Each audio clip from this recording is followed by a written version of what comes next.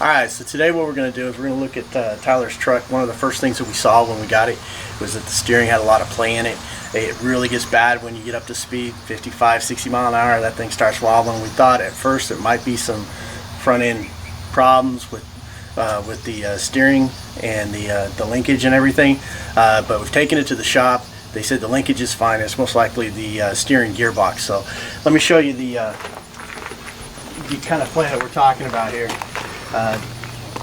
Went online. There's a lot of videos online that cover how to make these adjustments to make this work good.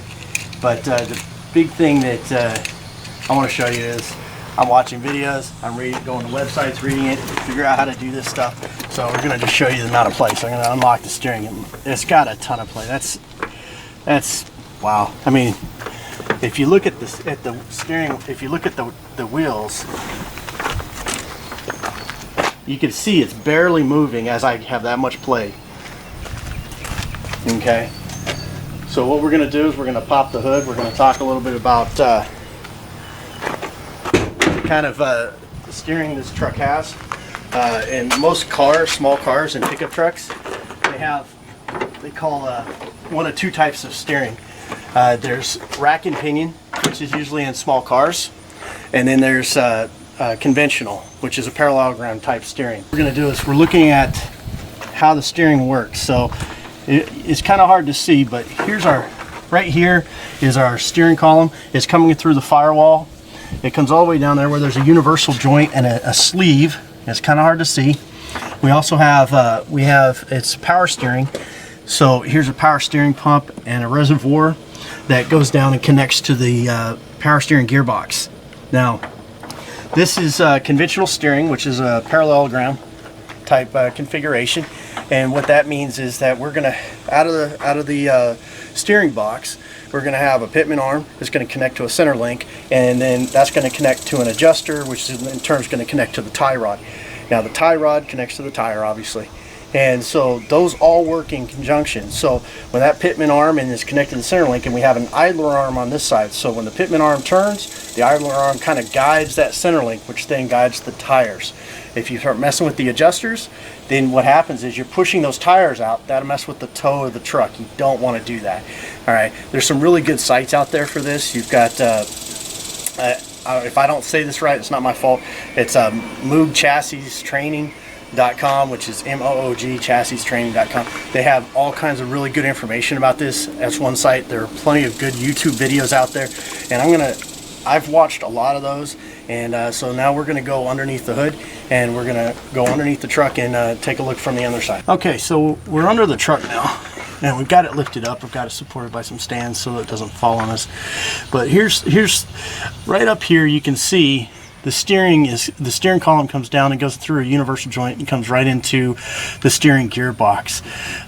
Outside that steering gearbox, there's some workings in there, and it comes right into the pitman arm, which is right here, which travels down and connects to the center link, which comes across. Okay, and that center link then also connects to the idler arm. Idler arm connects to the frame of the truck right here, and what that does is that idler arm keeps this center link nice and level when you're steering left and right.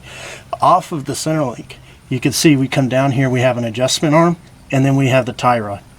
All right, and the same thing on this side. I don't know if you can see this, but right over here we have the adjustment arm down to the tie rod. Now you do not want to mess with these adjustment arms. Adjusting these in or out pushes the tire, tows the tire out, and it causes excessive wear on the bottom of the tire. It could cause problems, unnecessary wobble, and all kinds of problems with that. That's something that you got to be real careful with. But back to our problem here is we've got too much play. Now I've taken this truck in, I've had it looked at, and we're fine on the pitman arm. We're okay with the idler arm. Center link's good. Our joints are good and everything. So to have that much play, that brings us back to the steering gearbox here. So after watching quite a few videos and reading some forums, there seems to be a popular approach. There's a bolt up here right at the top, right? It's a 5/8 bolt, and inside that there's a screw, and it's reverse threaded. So there's it takes an Allen wrench All right, and the trick is that by adjusting that, you're putting pressure on the gear that comes down here and connects to that it's a 3-tooth gear in here that gets fed and causes the pitman arm to go back and forth to cause the tires to turn left and right. And you would tighten that up, which then would take some play out of the steering. The problem is making that adjustment, from everything I've kind of read, is a dangerous thing. It's, if anything, it's just a temporary fix. There's actually a secondary adjustment that needs to be made, and and all of these adjustments should be made to spec. And that means the torque settings and everything's got to be made to spec. And the first adjustment that you would need to be made would require you to take the steering box off the truck, open it up, and set your bearing load internally. Now there's a lot of stuff going on inside this box, and it's really not worth it. Now my son drives this truck to work and back. He's going to be driving to school, and the last thing I want to do is make an amateur mistake by start tweaking with this thing, and all of a sudden his steering locks up, which is one of the complaints. When you make that adjustment, if you make it too much, you can actually seize up the steering, and that's really dangerous.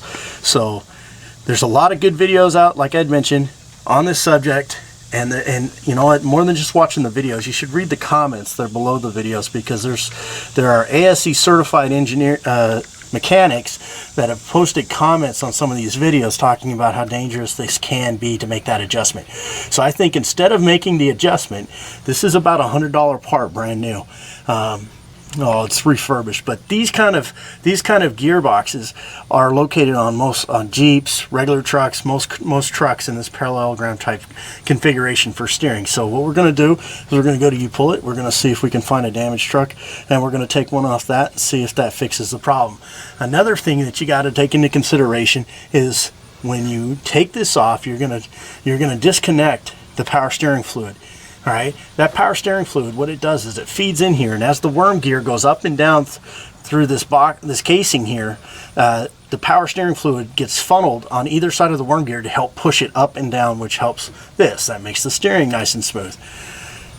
You should only use power steering fluid that's recommended by the manufacturer of the box. So, you know, even though we've never actually worked on these before, I've gotten a lot of information off the web, and I think it's more than just watching a couple videos. There's a lot of good information. I mentioned if you want to understand the steering and the linkage for the different types of vehicles, I mentioned Moog Chassis training, but you can also go to the ASE website, and you can actually read up even more on that. So, well, there you have it, guys. I got dirty. I showed you about parallelogram steering. It's everything I've picked up off the web. It's pretty easy, pretty straightforward once you get the hang of it. It doesn't look that complicated, but at the same time, you gotta be careful on what you're messing with. Where are you going? You got to be careful with what you mess with on these steering boxes, because if you do mess with that adjustment nut, ultimately you could potentially, if you turn that too far, you could seize up your steering. You don't want to do that, obviously. So recommendation is go to a professional if you're not sure what to do, but at the same time, it is not a completely non-DIY job. There are plenty of YouTube videos showing you how to replace that box, how to adjust that box, and there are plenty of warnings out there in the comments on those videos about what to and what not to do. So what we're going to do next, we're going to wash our hands, we're going to head over to U-Pull-It and see if I can find another part. If you like this video, why don't you go ahead and subscribe right here, and I appreciate your support, and that we'll see you next time.